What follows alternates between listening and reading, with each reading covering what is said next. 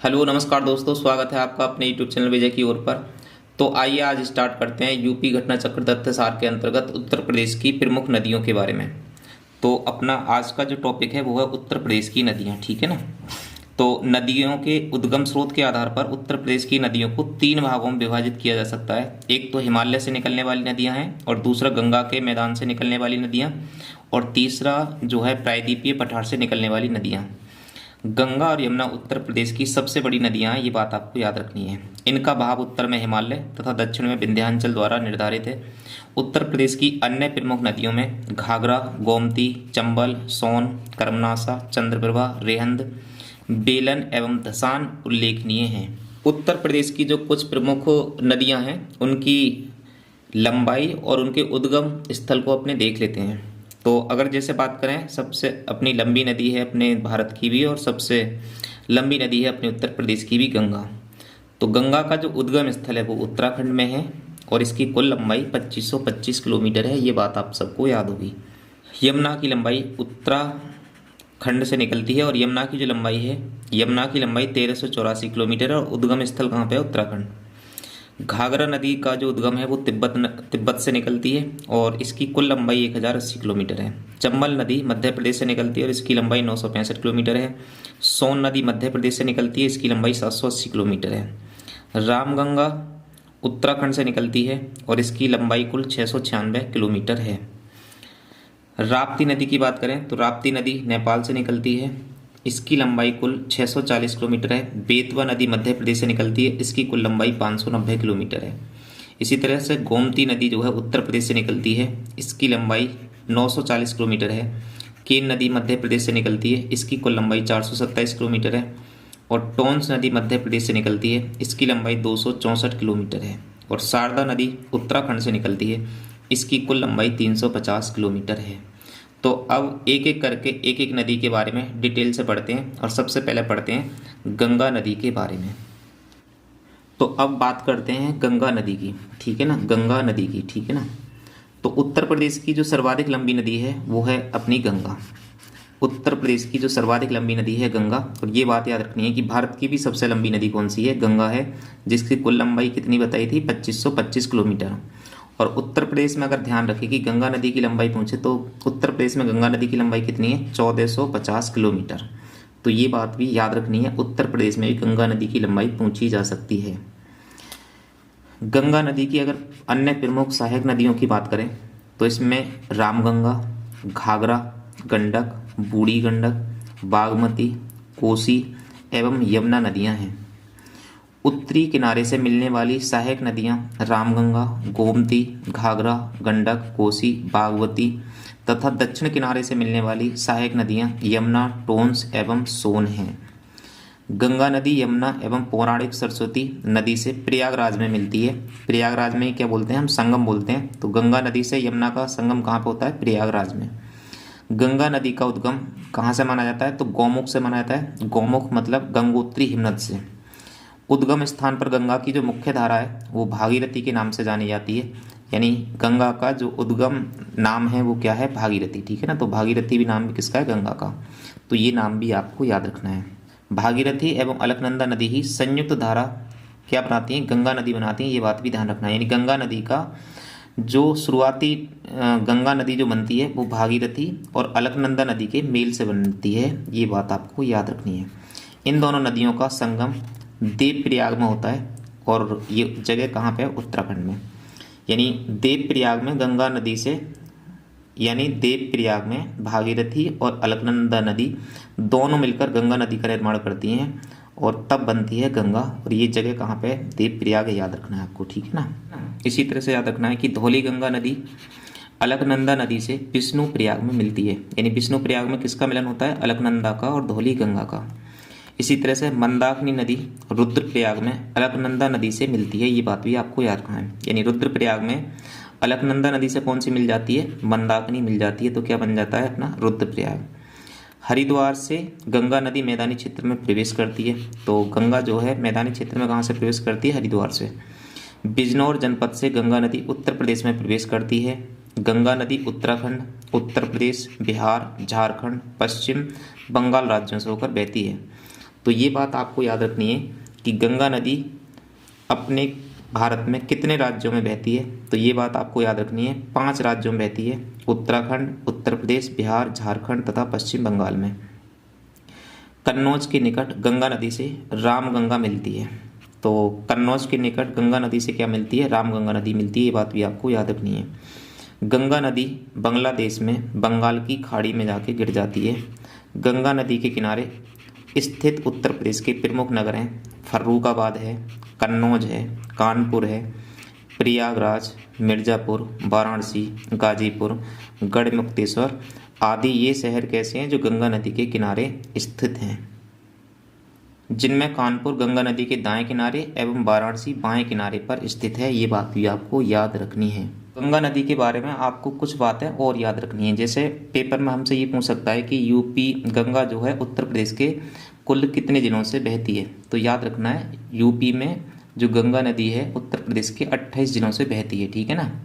और एक बात और याद रखनी है कि गंगा की जो औसत गहराई है वो लगभग 16 मीटर है और अधिकतम गहराई गंगा की कितनी है? 30 मीटर है, ठीक है ना। इसी तरह से अगर बात करें कि जो गंगा बेसिन है, अगर गंगा बेसिन की बात करें, गंगा बेसिन का क्षेत्रफल की बात करें तो ये 10 लाख वर्ग किलोमीटर है।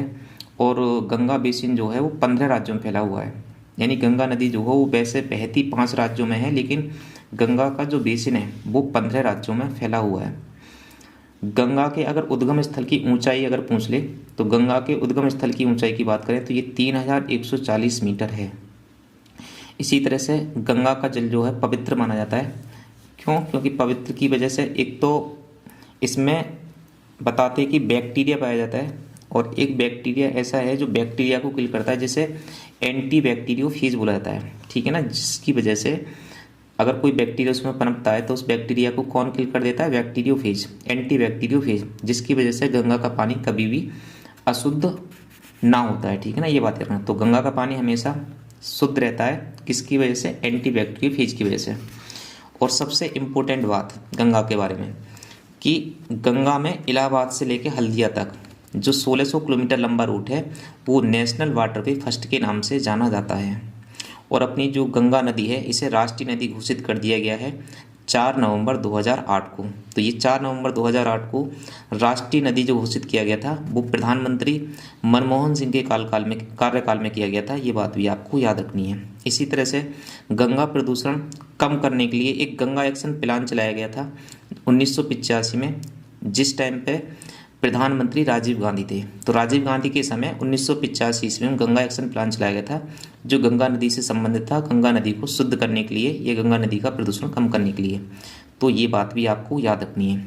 इसी तरह से अगर लेटेस्ट स्वच्छ गंगा परियोजना की बात करें तो नमामि गंगे परियोजना है, जिसकी शुरुआत जुलाई 2014 में हुई है। तो ये बात आपको याद रखनी है, नमामि गंगे जो परियोजना है वो जुलाई 2014 में प्रारंभ हुई है। और किसके शासनकाल में? तो प्रधानमंत्री मोदी जी के शासनकाल में, ठीक है ना, जुलाई 2014 में। जिसकी लागत जो रखी गई है वो 2037 करोड़ रुपये रखी गई है। 40% जो आबादी है गंगा के दायरे में रहती है। लगभग गंगा के किनारे जो शहरों की संख्या है वो लगभग 118-120 शहरों की संख्या आती है। ये बात भी आपको याद रखनी है।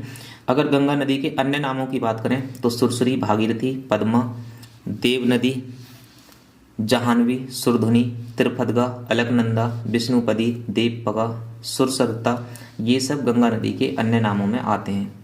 उद्गम स्थान आपको याद ही हो गया होगा, यूके में है, गंगोत्री ग्लेशियर है। मोहाना, इसका अगर पूछे, मोहाने का मतलब कि यहाँ पे गंगा नदी अपना पानी गिराती है, तो बंगाल की खाड़ी है। इस पर बनने वाले मेन प्रमुख बांध हैं जो आपको याद रखना है, जैसे फरक्का बांध है पश्चिम बंगाल में, टेहरी बांध है उत्तराखंड में जो अपने भारत का सबसे ऊंचा बांध भी है। टेहरी बांध आप जानते होंगे टेहरी बांध के बारे में, उत्तराखंड में है, भागीरथी और भीलांगना नदी के मुहाने पर बना हुआ है। और तीसरा बांध है भीमगोड़ा बांध जो हरिद्वार में है उत्तराखंड में, ठीक है। ये बात भी आपको याद रखनी है, यानी फरक्का बांध पश्चिम बंगाल में, टेहरी बांध उत्तराखंड में और भीमगोड़ा बांध भी उत्तराखंड में या हरिद्वार में, ठीक है ना। तो ये 3 बांध हैं अपनी गंगा नदी पे। इसी तरह से गंगा जो डॉल्फिन है, गंगा डॉल्फिन राष्ट्रीय जलीय जीव है अपनी गंगा नदी में, ठीक है ना। तो इतनी बातें आपको गंगा नदी से याद रखनी है। और अब स्टार्ट करते हैं यमुना नदी के बारे में, ठीक है ना। गंगा की सबसे लंबी सहायक नदी है, ये बात आपको सबको पता होगी। यमुना नदी की लंबाई कितनी है? तो 1384 किलोमीटर लंबाई है इसकी। यमुना नदी का जो उद्गम है वो बंदर पुंछ के पश्चिमी ढाल पर स्थित यमुनोत्री ग्लेशियर से होता है। यमुना नदी उत्तराखंड, हिमाचल प्रदेश, हरियाणा, दिल्ली तथा उत्तर प्रदेश में बहती है। यमुना नदी उत्तर प्रदेश के सहारनपुर, शामली, बागपत, गाजियाबाद, गौतम बुद्ध नगर, अलीगढ़, मथुरा, आगरा, इटावा, औरैया, जालौन, हमीरपुर, बांदा, फतेहपुर एवं प्रयागराज जिलों में होकर बहती है। तो ये लगभग 20 जिले हैं, ये आपको याद रखने हैं। चंबल नदी यमुना नदी से इटावा के पास मिलती है। तो चंबल नदी जो है यमुना से कहाँ पे मिलती है? इटावा के पास मिलती है। बेतवा जो है यमुना नदी से हमीरपुर के पास मिलती है, ये बात आपको याद रखनी है। ये प्रश्न आता है, आप रट लेना कि बेतवा यमुना से कहाँ पे मिलती है? हमीरपुर में। चंबल नदी यमुना से कहाँ पे मिलती है? इटावा में। बांदा में भोजा के निकट मिलती है यमुना नदी से केन नदी, ठीक है ना। उत्तर प्रदेश में यमुना नदी बृहद चाप का निर्माण करती है, ये बात आपको याद रखनी है। यानी क्या बनाती है? बड़ा सा चाप। उत्तर प्रदेश के मथुरा, वृंदावन, आगरा, इटावा, कालपी, हमीरपुर और कौशाम्बी यमुना नदी के किनारे स्थित प्रमुख नगर हैं, ये सारे आपको याद रखने हैं। यानी ये स्पेशल शहर हैं जो यमुना नदी के किनारे हैं। मथुरा, वृंदावन, आगरा, इटावा, कालपी, हमीरपुर और कौशाम्बी। तो ये शहरों को भी आपसे पूछ सकता है, ये बात भी आपको याद रखनी है। इसकी सहायक नदियों की अगर बात करें तो सहायक नदियाँ बहुत सारी हैं। हिड्डन है, शारदा है, कुंता, गिरी, ऋषि गंगा, हनुमान गंगा, ये सब इसकी सहायक नदियाँ हैं। और चंबल, बेतवा, केन, सिंध ये भी इसकी सहायक नदियों में आती हैं, ये बात भी आपको याद रखनी है। गर्ग संहिता में यमुना के 5 नाम हैं जिन्हें पटल, पद्धति, कवय, स्त्रोत या सहस्र के नाम से जाना जाता है। इसकी औसत गहराई 10 फीट है और अधिकतम गहराई 11 मीटर है, ये बात भी आपको याद रखनी है। तो अब बात करते हैं रामगंगा नदी की। रामगंगा नदी का उद्गम हिमालय की दूधा टोली श्रेणी से होता है, ये बात आपको याद रखनी है। दूधा टेली श्रेणी से। तो रामगंगा का उद्गम कहाँ पे है? दूधा टोली श्रेणी, ये कहाँ पे पड़ेगी? पौड़ी गढ़वाल में। रामगंगा नदी कालागढ़ से मैदानी भागों में प्रवेश करती है। तो रामगंगा नदी को ये बात याद रखनी है, रामगंगा नदी को पुराणों में रथवाहिनी के नाम से जाना जाता है, ठीक है ना। और इसके किनारे आने वाले जो प्रमुख शहर हैं मुरादाबाद है, बरेली है, बिजनौर, रामपुर, शाहजहाँपुर, हरदोई, चमोली, पौड़ी, अल्मोड़ा, नैनीताल, ये सब रामगंगा के किनारे बसे हुए शहर हैं, इन्हें आपको याद रखना है। अगर इसकी सहायक नदियों की बात करें तो विनोद नदी है, गगास नदी है, खू नदी है, कोसी नदी है, अरिल नदी है, ये सब रामगंगा की सहायक नदियां हैं। तो अब बात करते हैं शारदा नदी की। शारदा नदी का उद्गम मिलाम ग्लेशियर से होता है और मिलाम ग्लेशियर कहाँ पे है? कुमाऊं हिमालय में। प्रारंभ में इसे काली गंगा या गौरी गंगा के नाम से जाना जाता है, ये बात भी आपको याद रखनी है। शारदा नदी पीलीभीत एवं नेपाल की सीमा निर्धारित करती है। यानी आपसे पेपर में पूछा जा सकता है कि पीलीभीत और नेपाल की सीमा बनाने वाली नदी का नाम बताइए, तो आपको याद रखना है शारदा। पीलीभीत और नेपाल की सीमा का काम करती है। शारदा नदी ब्रह्मदेव के निकट मैदानी भागों में प्रवेश करती है। सांप की भांति टेढ़े मेढ़े मार्ग से प्रवाहित होने वाली नदी शारदा है। यानी सांप की भांति टेढ़े मेढ़े मार्ग से होकर प्रवाहित होने वाली नदी शारदा नदी है। शारदा एवं घाघरा नदी का संगम बहराम घाट के निकट होता है, ये बात भी आपको याद रखनी है। यानी शारदा और घाघरा नदी कहाँ पे मिलती हैं? बहराम घाट के पास में। अब बात करते हैं घाघरा नदी की, ठीक है ना। तो घाघरा नदी के बारे में पढ़ते हैं। घाघरा नदी का उद्गम माप चाचुंगो हिमनद से होता है, ये बात आपको याद रखनी है। यानी घाघरा नदी का उद्गम स्थल क्या है? माप चाचुंगो ग्लेशियर, और ये ग्लेशियर कहाँ पे है? तिब्बत में। घाघरा नदी की सहायक नदियाँ करनाली है, सिख है, टीला है, सेटी है, बेरी है, राप्ती है और छोटी गंडक, ये सब घाघरा की सहायक नदियाँ हैं। घाघरा नदी को सरयू नदी के नाम से भी जाना जाता है, ये बात भी आपको याद रखनी है। अयोध्या नगरी, राम नगरी जिसे बोलते हैं, ये सरयू नदी के किनारे स्थित है। 1080 किलोमीटर प्रवाहित होने के बाद यह नदी छपरा यानी बिहार के पास में गंगा नदी से मिल जाती है। तो इसका जो मुहाना है छपरा में है और किस में मिल जाती है? गंगा नदी में मिल जाती है। तो घाघरा नदी को ये बात भी याद रखनी है कि छपरा में जाके गंगा से मिल जाती है। अब बात करते हैं राप्ती नदी की। तो राप्ती नदी का जो उद्गम स्थल है वो है रुकुमकोट, ठीक है ना। राप्ती नदी का उद्गम स्थल कहाँ पे है? रुकुमकोट, जो कि जगह है नेपाल में।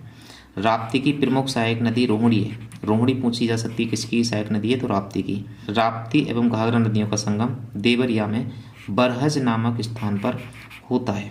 राप्ती नदियों के किनारे जो बसे हुए शहर हैं, बहराइच हो गया, श्रावस्ती, बलरामपुर, सिद्धार्थनगर, संत कबीर नगर, गोरखपुर, देवरिया, ये सब शहर जो हैं राप्ती नदी किनारे हैं, जिनमें आपको विशेष तौर पर याद रखना है गोरखपुर, देवरिया, सिद्धार्थनगर, ये शहर ज़्यादातर पूछे जाते हैं। गोरखपुर अक्सर पूछा जाता है पेपर में, तो याद रखना है राप्ती नदी के किनारे है गोरखपुर। अब बात करते हैं चंबल नदी की, ठीक है ना। तो चंबल नदी का जो उद्गम है जनापाव पहाड़ी यानी महू से माना जाता है। जनापाव पहाड़ी कहाँ पे, महू में, और महू मध्य प्रदेश में है। तो चंबल नदी का उद्गम जनापाव पहाड़ी महू मध्य प्रदेश से होता है। चंबल की प्रमुख सहायक नदियों की बात करें तो काली सिंध, पार्वती, बनास, ये इसकी प्रमुख सहायक नदियाँ हैं। चंबल नदी मध्य प्रदेश, राजस्थान एवं उत्तर प्रदेश राज्यों की सीमा को निर्धारित करती है। चंबल नदी पर बनाए गए प्रमुख बांध हैं गांधी सागर बांध है, राणा प्रताप सागर बांध है, जवाहर सागर बांध है। ये तो तीनों बांध चंबल नदी पे बने हुए, ये बात आपको याद रखनी है। चंबल नदी अपनी अवनालिका अपरदन एवं पीड़ों के लिए प्रसिद्ध है। तो इतनी सारी बातें जो याद रखनी है चंबल नदी पे, ठीक है ना। निकलती कहाँ पे, जनापाव पहाड़ी से। सहायक नदियाँ कौन सी हैं, काली सिंध, पार्वती, बनास, कुनू, मेजा, पार्वती, छिप्रा, ये सब इसकी सहायक नदियाँ हैं। और अगर इसकी बात करें बांधों की, तो बांधों में याद रखनी है गांधी सागर बांध जो मध्य प्रदेश में है। नहीं, ये गांधी सागर बांध कहाँ पे है, मध्य प्रदेश में। और इनमें राणा प्रताप सागर बांध और जवाहर सागर बांध, ये दोनों बांध कहाँ पे हैं, राजस्थान में, ठीक है ना। एक कोटा बैरेज भी है, वो भी याद रखना आपको, राजस्थान में है। और इस नदी पर एक प्रपात है चूलिया जलप्रपात, जो अक्सर पूछा जाता है पेपरों में, तो वो चूलिया जलप्रपात भी आपको याद रखना है। राजस्थान में है, चित्तौड़गढ़ में, 18 मीटर ऊंचा है, वो आपको याद रखना है, ठीक है ना। इसी तरह से ग्वालियर हो गई, धौलपुर हो गई, कोटा, ये सारे जो शहर हैं वो चंबल नदी के किनारे हैं, ये बात भी याद रखनी है। और इसका जो पुराना नाम है वो चरमंडवती है। चरमंडवती के नाम से पुराना नाम पूछा है तो चंबल नदी का है, ये बात भी आपको याद रखनी है। और बनास नदी इसकी सहायक नदी है। चंबल नदी की सहायक नदी बनास नदी है, और बनास नदी की सहायक नदी कोठारी नदी है। कोठारी नदी यानी जो बनाती है मेजा बांध राजस्थान में, तो वो बात भी आपको याद रखनी है। इतनी बात आप याद रख लोगे तो चंबल नदी से कुछ प्रश्न आएगा तो आराम से हो जाएगा। अब बात करते हैं बेतवा नदी की। तो बेतवा नदी का जो उद्गम है वो है कुमरा गांव, जो कि रायसेन में पड़ता है, मध्य प्रदेश में ये जगह स्थित है, ठीक है ना। कुमरा गांव याद रखना है, और उद्गम है कुमरा गांव, रायसेन, ठीक है ना। बेतवा नदी उत्तर प्रदेश के झांसी, औरैया, जालौन एवं हमीरपुर जिलों से होकर बहती है। यह नदी हमीरपुर के समीप यमुना नदी में मिल जाती है, तो इसका संगम स्थल पूछा जाता है, ये बात आपको याद रखनी है। इसका जो संस्कृत नाम है वो बेत्रवती है, तो बेत्रवती के नाम से जानी जाती है बेतवा नदी। और बेतवा नदी जो है, बेतवा नदी पर निर्मित राजघाट बांध के जलाशय को रानी लक्ष्मीबाई सागर के नाम से जाना जाता है। तो इतनी सारी बातें बेतवा नदी के बारे में आपको याद रखनी है। सांची शहर हो गया, या विदिशा शहर हो गया, ओरछा हो गया, हमीरपुर हो गया, ये सब जो शहर हैं वो बेतवा नदी के किनारे हैं। और दो बांध याद रखने हैं आपको जो बेतवा नदी पर अक्सर पूछे जाते हैं, एक तो राजघाट बांध है जो ललितपुर में है, और एक माता टीला बांध है जो बेतवा नदी पर है, ललितपुर में। ये पूछे जाते हैं अक्सर, तो आप इन्हें बांधों को भी याद रखना है। अब बात करते हैं केन नदी की। तो केन नदी का जो उद्गम है वो कैमूर पहाड़ियों से होता है। इसे कर्णवती के नाम से जाना जाता है। कर्णवती जो है वो केन का उपनाम है, इसे भी आप याद रखना है। उद्गम कहाँ से हो गया, कैमूर पहाड़ियों से। और इसका जो मुहाना है वो भोजा है बांदा में, ठीक है ना। बांदा के निकट ये किससे मिल जाती है, यमुना से मिल जाती है। इसकी सहायक उर्मिल नदियाँ हैं, उर्मिल है और सुनार है, इसकी सहायक नदियाँ हैं। इसकी लंबाई लगभग 308 किलोमीटर है। इस नदी पर कुछ परियोजना है जो इम्पोर्टेंट है, वो भी आपको याद रखनी है, जैसे गंगऊ बैराज, रंगनमा, बरियारपुर, चंद्रावल बांध। और ये सब बांध, चंद्रावल बांध ज़्यादातर पूछा जाता है महोबा में, तो ये भी इसी केन नदी पर बना हुआ है। अब बात करते हैं सोन नदी की। तो सोन नदी उत्तर प्रदेश के मिर्ज़ापुर एवं सोनभद्र जिलों से होकर प्रवाहित होती है। सोन की सहायक नदियों में रेहंद, कनहर, उत्तरी कोयल आदि हैं, ठीक है। तो इतना याद रखना है सोन नदी के बारे में। अब बात करते हैं गोमती नदी के बारे में। तो गोमती नदी का जो उद्गम है उत्तर प्रदेश के पीलीभीत जिले की फुल्लर झील या गोमल ताल झील से होता है। तो मैदानों से निकलने वाली नदी है अपनी गोमती, ये बात आपको याद रखनी है। और पीलीभीत जिले में है एक फुल्लर झील, वहीं से ये नदी निकलती है। गोमल ताल भी इस झील को बोला जाता है, यानी फुल्लर झील का दूसरा नाम क्या हो जाएगा, गोमल ताल। तो ये याद रखना है। गोमती नदी उत्तर प्रदेश के पीलीभीत, शाहजहाँपुर, लखीमपुर खीरी, सीतापुर, लखनऊ, सुल्तानपुर, जौनपुर जिलों से होकर प्रवाहित होती हुई गाजीपुर जिले में गंगा नदी से मिल जाती है। तो गोमती नदी गंगा नदी से कहाँ पे मिलती है? गाजीपुर में। ये इंपॉर्टेंट बात है जो आपको याद रखनी है। उत्तर प्रदेश की राजधानी लखनऊ, सुल्तानपुर और जौनपुर नगर, ये सारे तीनों शहर जो इंपॉर्टेंट शहर हैं वो गोमती नदी के किनारे स्थित हैं। गोमती नदी की विभिन्न सहायक नदियाँ गचाई है, सई है, जोमकाई है, बरना है, चूहा है, सरयू है, गिरी है, कल्याणी है और कथना, ये सब गोमती की सहायक नदियाँ हैं जो याद रखनी है, जो आपने सुनी भी ना होंगी। कल्याणी, कथना, गिरी, सरयू, चूहा, बरना, जोमकाई, सई, ये सई कई बार पूछी गई है, सई, बरना और सई, ये सब इसकी सहायक नदियाँ हैं। गचाई है, ये भी सहायक नदी है। तो ये सब सहायक नदियों को भी आपको याद रखना है। इसी तरह से अब बात करते हैं टोंस नदी की। तो जो टोंस नदी है, टोंस नदी का जो उद्गम है वो तरमाकुंड कैमूर श्रेणी है। तरमाकुंड जगह मध्य प्रदेश में पड़ेगी, तो तारमाकुंड है, कैमूर श्रेणी में पाया जाता है। टोंस की प्रमुख जो सहायक नदी है वो बेलन नदी है। बेलन किसकी सहायक है? टोंस नदी की। टोंस नदी पर कई प्रसिद्ध जलप्रपात स्थित है, ये बात भी आपको याद रखनी है। टोंस और गंगा नदी का संगम सिरसा में, यानी प्रयागराज में है ये जगह, प्रयागराज के पास में सिरसा, तो वहाँ पे टोंस और गंगा का उद्गम होता है, ये बात आपको याद रखनी है। ध्यातव्य हो कि टोंस नामक एक अन्य नदी जो यमुना में मिलती है का उद्गम बंदरपुच्छ पहाड़ी उत्तराखंड से होता है, ये बात भी आपको याद रखनी है, परंतु यह उत्तर प्रदेश में प्रवाहित नहीं होती है। उत्तर प्रदेश की अगर अन्य नदियों की बात करें तो हिड्डन नदी है, यमुना की सहायक नदी है। यह सहारनपुर जिले में ऊपरी शिवालिक से निकलती है। यह गंगा और यमुना के बीच लगभग 400 किलोमीटर तक बहती है। कर्मनासा नदी गंगा की सहायक नदी है। यह बिहार के कैमूर जिले में स्थित कैमूर श्रेणी से निकलती है। यह उत्तर प्रदेश के मिर्जापुर जिले के मैदानी भागों से बहते हुए आगे बिहार एवं उत्तर प्रदेश की सीमा का निर्धारण करती है। चौसा के निकट कर्मनासा नदी गंगा में मिल जाती है। तो ये कर्मनासा के बारे में भी आपको याद रखना है। बात करें मगई नदी की, तो मगई नदी गंगा की उप सहायक नदी है और कुकरेल नाम की एक नदी है। तो कुकरेल नदी भी गोमती की एक सहायक नदी है, ये बात भी आपको याद रखनी है। तो आइए दोस्तों अपने कुछ मैप के जरिए देखते हैं जो अपनी उत्तर प्रदेश की नदियों का मैप है। तो ये अपना प्यारा सा उत्तर प्रदेश है जो मैंने इस तरह से मैप बना रखा है। देखिए ये वाला इस तरह से, ये उत्तर प्रदेश का मैप हो गया, ठीक है ना। इस तरह से ये अपना प्यारा उत्तर प्रदेश है। अब उत्तर प्रदेश की जो मेन सहायक, अपनी जो उत्तर प्रदेश की जो मेन नदी है वो है गंगा।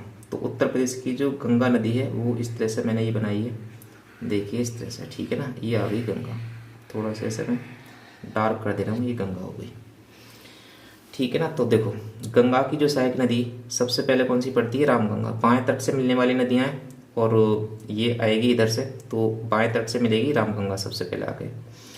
फिर दूसरी नदी कौन सी पड़ती है? गोमती। गोमती कहाँ से निकलती है? पीलीभीत से। तो ये मैदानी नदी है और अपने उत्तर प्रदेश से निकलती है। लखनऊ वगैरह शहर इस नदी किनारे पड़ते हैं। तो ये कहाँ पे? इधर वाराणसी के पास में आके मिल जाती है ये नदी, ठीक है। तो ये बात आपको याद रखनी है, कौन सी हो जाएगी? गोमती। इसी तरह से अगर बात करें, एक नदी आती है गौरी गंगा के नाम से और धौली गंगा के नाम से, ये दोनों आके मिल जाती हैं और फिर एक सरजू नदी आके मिलती है, तो ये काली नदी बन जाती है, काली या महाकाली। और ये टनकपुर बांध पड़ता है उत्तराखंड में, और फिर ये टनकपुर के बाद में, उत्तराखंड के बाद में शारदा के नाम से मशहूर हो जाती है। और ये शारदा के नाम से बहती हुई आगे सीतापुर में जाके घाघरा नदी से मिल जाती है, और ये दोनों नदियाँ फिर घाघरा के नाम से जानी जाती हैं, या फिर घाघरा, फिर ऐसे ही आगे चल के क्या बोला जाता है? घाघरा या सरयू के नाम से जाना जाता है। तो ये नदी फिर आगे जाके कहाँ पे मिल जाती है? छपरा में आके देखो मिल गई है। तो ये अपनी कौन सी नदी होगी? घाघरा के बारे में। इसी तरह से देखो एक राप्ती नदी है, जो राप्ती नदी कहाँ पे मिलती है? देवरिया में आके घाघरा से। तो ये देखो यहाँ पे हो गया। इसी तरह से इधर से एक नदी आ रही है, गंडकी नदी है, बूढ़ी गंडक नदी, ये गंडकी नदी है गंडक, तो ये इधर से आती है और ये आके मिलती है छपरा में गंगा से, ठीक है ना। तो ये इधर से बाएं हाथ से मिलने वाली नदियाँ हो गई। अब दाएं हाथ से मिलने वाली नदियाँ देखते हैं। तो गंगा में दाएं हाथ से आने वाली नदियाँ, सबसे लंबी जो सहायक नदी है वो यमुना है, और ये फिर इधर से निकल गई है इस साइड से, ठीक है ना। ये वाली आई और इस तरह से प्रयागराज में आके मिल गई है। तो इसमें देखो ये ग्रेटर नोएडा शहर पड़ गया। फिर इसके बाद में इटावा आ गया ये। तो इटावा में कौन सी नदी मिलती है? तो ये मिलती है चंबल नदी, ठीक है ना। चंबल नदी इस तरह से आ रही है। ये चंबल नदी कहाँ से निकलती है? चनापाव पहाड़ी MP से, और इसमें ये 3 बांध पड़ते हैं। गांधी सागर मध्य प्रदेश में, जवाहर सागर, राणा प्रताप सागर ये राजस्थान पड़ते हैं, और इसी की सहायक नदी है बनास नदी। इसकी अन्य सहायक नदियाँ काली सिंध है, पार्वती है नहीं, और कूनो है, ये सब इसकी सहायक नदियों में आती हैं। इसी तरह से एक बेतवा नदी है, ये यमुना की सहायक है, जो इसके दाएं तरफ से आके मिलती है, और हमीरपुर में आके ये यमुना नदी में शामिल हो जाती है। इसी तरह से कैन नदी जो है वो उत्तर प्रदेश में यमुना में कहाँ पे आके मिलती है, बांदा में आके। और एक बात और याद रखनी है कि जो पन्ना टाइगर रिजर्व है, पन्ना टाइगर रिजर्व के बीचों बीच से जो नदी निकल कर आती है वो कौन सी, केन है, और केन यमुना में कहाँ पर मिलती है, बांदा में। तो ये बात भी आपको याद रखनी है। इसी तरह से तमसा कुंड से एक नदी निकलती है मध्य प्रदेश में, जिसे बोलते हैं टोंस। तो ये टोंस जो है गंगा में सीधा जाके मिलती है, प्रयागराज से थोड़ा सा आगे। तो ये बात याद रखनी है, गंगा की सहायक नदी कौन सी हो जाएगी, टोंस। ये कहाँ पे मिलती है, गंगा में। इसी तरह से एक नदी है सोन, तो सोन नदी भी याद रखना है, विंध्य पर्वत से निकलती है, और ये सोनभद्र होते हुए और सीधा निकल जाती है पटना में, यानी बिहार में। तो ये नदी भी कहाँ पे जाके मिल जाती है, गंगा में, दीनापुर नाम की जगह है। ये बात आपको याद रखनी है। एक रेहंद नदी है जो सोन नदी की सहायक नदी है, जिस पर रेहंद परियोजना है, ठीक है ना। तो इस तरह से दोस्तों ये अपने उत्तर प्रदेश की प्रमुख नदियाँ थी जो इस क्लास में मैंने आपको बताई। आशा करता हूँ कि ये क्लास आपको पसंद आई होगी, और इस क्लास को आप देखिए, कोई ना कोई प्रश्न आपका नदियों से आता ही है। तो आज की अपनी क्लास यहीं पे ख़त्म करते हैं, और मिलते हैं जल्दी ही आपसे नेक्स्ट क्लास में। तब तक देखते रहिए आप हमारे चैनल की अन्य वीडियो, और उत्तर प्रदेश घटना तथ्य सार की जो सीरीज चल रही है, आप उसे एक तरफ से जल्दी शॉर्ट रिवीजन के तौर पर देख सकते हैं। वीडियो देखने के लिए धन्यवाद।